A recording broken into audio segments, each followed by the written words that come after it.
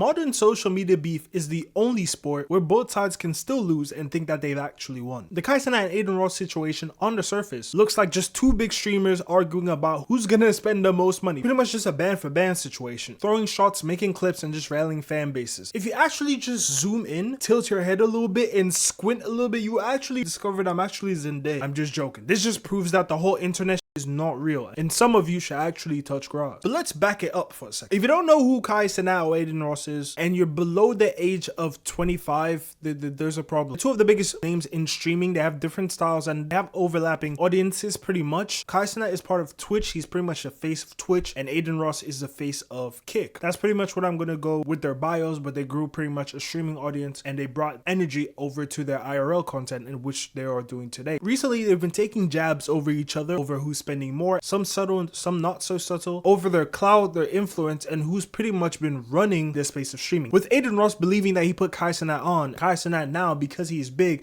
has decided to cut ties with Adin Ross, and Cenat believing that because he's so business centric now, involving himself with Adin Ross shenanigans is going to affect his brand. Clips are being posted, fans are taking sides. There are a lot of YouTube channels that are talking about this, because that's not even what I'm even talking about here. Like I always say, I don't care. Yeah, we know, nigga. That's why you're making a video about this. For what I've been seeing on my For You page, I recommend it because most of the channels I watch are reaction channels. It looks like everyone has been talking about this, but I'll be very honest, no one gives a shit. If you're not Chronicle Online, no one cares. Like, no one gives a crap. The reason why I say this is because a lot of the beef that we call online now, it's not really even organic anymore. I blame KSI in 2017 for all those issues. I'm not gonna lie, the Road to Show one was actually good, so I'm gonna let that slide. On the internet, we're so invested in drama and negativity that pretty much it's become its own niche and its own content. I mean, we've been like this for a long time. You know, we love taboo topics. That's why we love reality TV show, you know, housewife shows. I mean, I don't like that, but I'm just saying it still brings that intrigue, that interest, that curiosity. We pretty much love train wrecks, and this is why a lot of people that we see that are famous, that pretty much behave like train wrecks, become even more popular.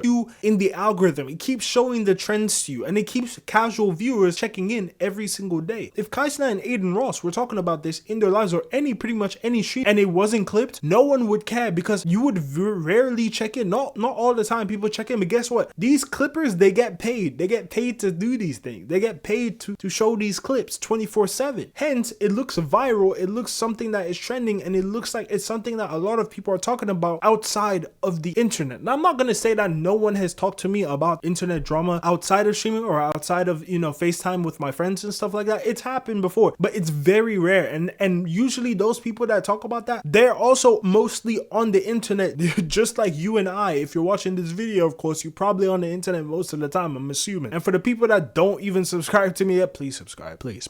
Whether you admit it or not, Kai and Adin benefit from this. Like, it just looks so fake and it looks so random. I don't think Adin Ross will just be randomly eating Cenat over him not paying donations on Mr. Beast's charity. It doesn't make any sense. It feels weird and it feels very off. What do you think about me donating 100K? You think that's too low? Or, well, 400K if Kai, 100K if no Kai. What do you think about that?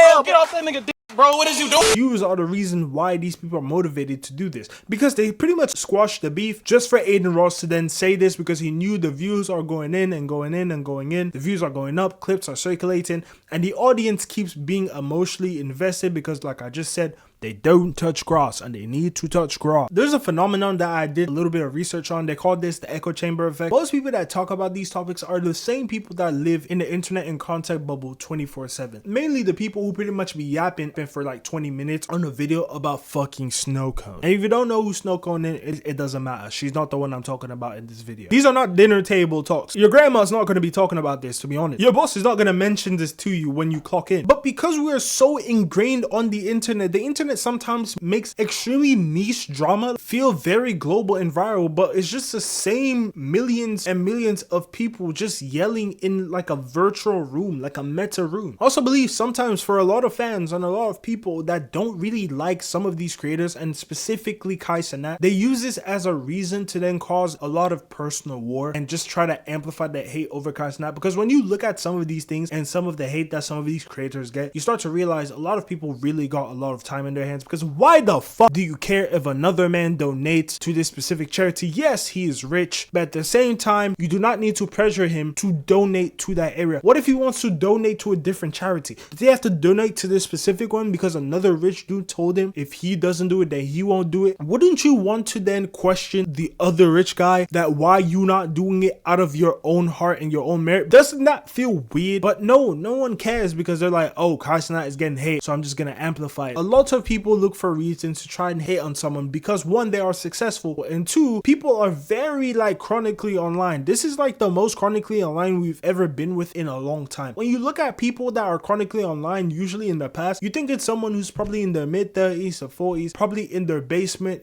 a Skippy type of person. Today it's like a normal average person. Like most of the people that you see are probably chronically online because they're probably always on their phone or they're doing something that is related to the internet. I'll probably consider myself chronically online. My screen time is insane. But something that most people have to realize is that these creators are not your friends. I've had the opportunity to greet some of these creators and hang out and take pictures with them, but at the end of the day, if you don't know them personally, if they're not giving you some kind of advice, or if they're not talking to you on a consistent basis, they don't mess with you, they are not your friend. Hence, a lot of people feel like they know these people because they see them every day, and then forget that these are rich dudes that made money off of you because you decided to give them $15 subs. It's just an example of why the internet is not even real. People like on Twitter just like clicks and they add the gambling ads. Obviously, it's always a gambling ad, but outside of the content style, none of it really matters, to be honest. The drama will usually fade and new beef will probably replace it, and then the internet will pretend like none of it ever happened. And really, to be honest, the only thing that will probably last is the watch time and money that keeps flowing into their pocket because we keep watching.